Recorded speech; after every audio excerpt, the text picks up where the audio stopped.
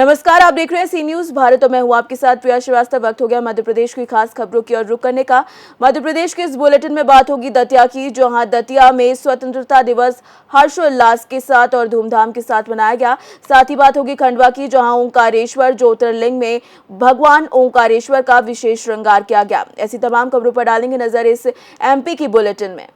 जिले में स्वतंत्रता दिवस हर्षोल्लास के साथ उमंग के साथ मनाया गया। स्वतंत्रता दिवस का जिला स्तरीय मुख्य समारोह प्रदेश के किसान कल्याण और कृषि विकास एवं जिले के प्रभारी मंत्री एदल सिंह कंशाना के मुख्य आतिथ्य में पुलिस लाइन ग्राउंड दतिया में संपन्न हुआ। प्रभारी मंत्री ने ध्वजारोहण कर संयुक्त परेड की सलामी ली। इस मौके पर राष्ट्रगान और पुलिस जवानों ने हर्ष फायर भी। समारोह में लोकतंत्र सेनानी के रूप में पंकज शुक्ला, चंद्रभाष श्रीवास्तव, साथ ही साथ कारगिल शहीद स्वर्गीय रामचरण की पत्नी को सम्मानित किया गया।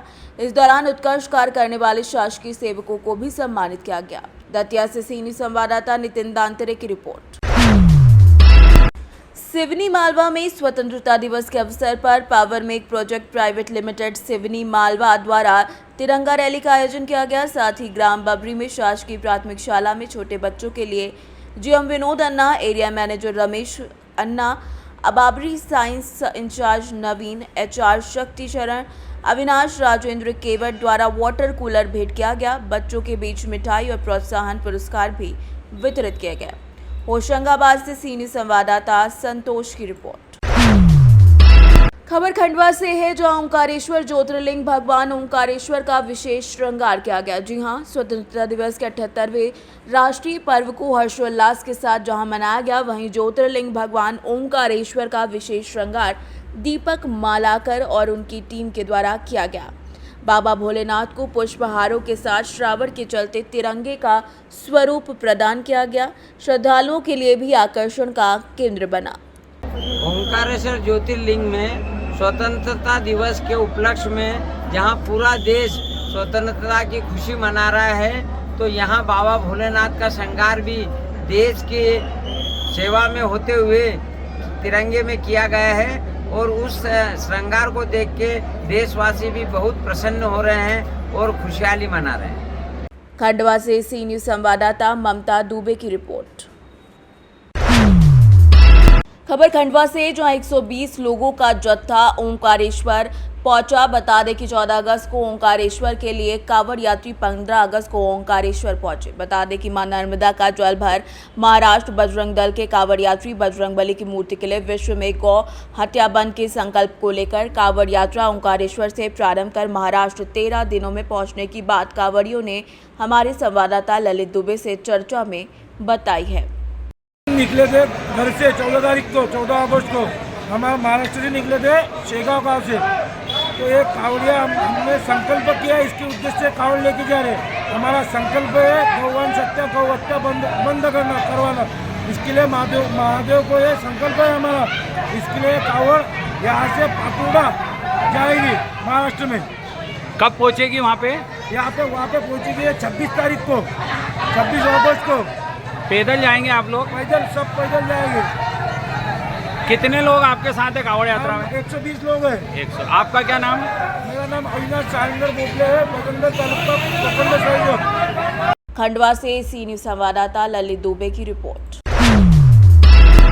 खबर उज्जैन से है, जहां पर खाचरौद में तहसील के तकरीबन 10 किलोमीटर दूर स्थित रुनखेड़ा में राजधानी गौशाला स्थित गोहिल धर्मशाला में शिव महापुराण कथा का आयोजन श्री राधा रानी गौशाला गौधाम द्वारा 7 दिवसीय कथा का आयोजन हो रहा है, जिसे सुनने के लिए आसपास के ग्रामीण क्षेत्रों से कई भक्त पहुंच रहे हैं। कथा खंडित गौरी शंकर जी शर्मा धारियाखेड़ी के मुखारविंद से हो रही है। बता दें कि बुधवार को भगवान शिव और पार्वती मैया का विवाह समारोह हुआ, जिसमें भगवान शिव का श्रृंगार कर दोनों पति पत्नी आए। विजय सिंह गोहिल और नीरज कुंवर ने रुद्राक्ष से बनी शिवलिंग की पूजा अर्चना की। उसके बाद एक दूसरे के गले में माला पहनाकर शादी भी की। इस दौरान कथावाचक पंडित गौरी शंकर शर्मा धारियाखेड़ी वाले ने तीसरे दिन भगवान शिव और माता सती के विवाह की कथा भी सुनाई। गुरुजी, आपके मुखारदिन से राधा रानी गौशाला गोदाम में यहाँ पर शिव महापुराण की कथा सुनाई जा रही, किस प्रकार से सुनाई जा रही गुरुजी? देखिए, गौ माता के अंदर 33 कोटि देवता होते हैं सभी प्रकार की इच्छा पूर्ण करने वाले हैं। तो मैं सभी भक्तों से निवेदन करूँगा गौ माता की सेवा तन मन से करें और नित्य प्रति गोदान के लिए कुछ अंश निकालें। अगर हम अपनी कमाई में से दशांश अगर गौ सेवा के लिए निकालते हैं, जो भी बने, भले वो हम खेती करते हैं, व्यापार करते हैं, व्यवसाय करते हैं, एक पात्र रखें और गोदान के लिए नित्य निमित्त अगर हम निकालते हैं गोग्रास के निमित्त, तो निश्चित रूप से सभी देवताओं का आशीर्वाद हमको प्राप्त होगा। ऐसा कई लोगों ने पहले गौ सेवा में, हम शास्त्र में भी सुनते हैं कि राजा दिलीप गौ सेवा में अपने प्राणों तक उन्होंने निछावर किए थे। तो निश्चित रूप से गौ माता की सेवा कोई मामूली काम नहीं है और गौ के आशीर्वाद से सब कुछ प्राप्त कर सकते हैं। हमारे आयु, कीर्ति, यश और बल अगर बढ़ता है तो गौ सेवा के आशीर्वाद से बढ़ता है।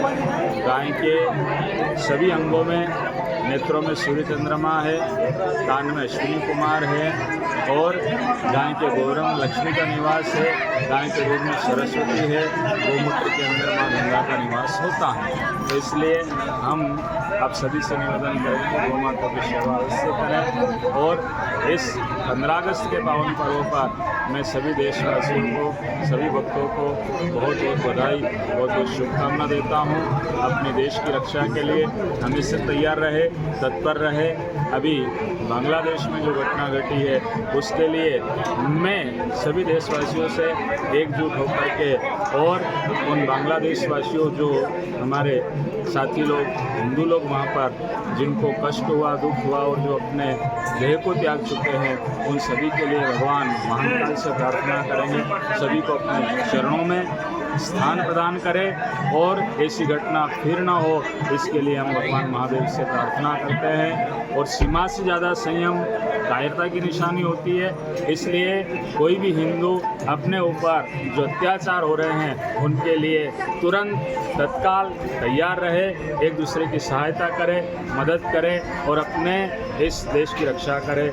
इसी के साथ बहुत बहुत धन्यवाद। गुरुजी, कल शिव भगवान और पार्वती मैया का विवाह समारोह हुआ था, वो किस प्रकार से हुआ था? शिव और सती के विवाह, कल दक्ष प्रजापति की बेटी सती का विवाह शिव जी के साथ हुआ और शिव सती के विवाह में सभी देवता लोग पधारे थे और बहुत भव्य यहाँ पर रूमखेड़ा में शिव सती के विवाह में बढ़ चढ़ के लोगों ने सहयोग दिया।